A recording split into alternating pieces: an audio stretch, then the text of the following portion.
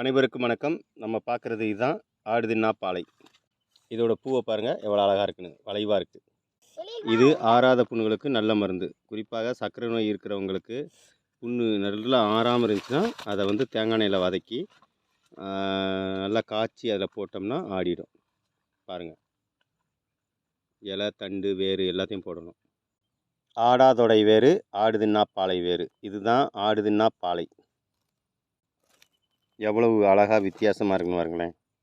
இது ரொம்ப கசப்புத்தன்மை உண்டது.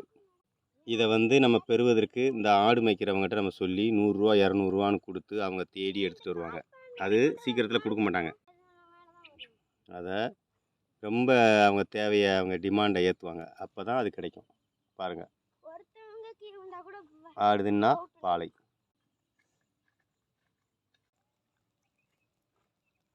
பாருங்கள், பூ எவ்வளோ வளைவாக வித்தியாசமாக இருக்குன்னு பாருங்கள்.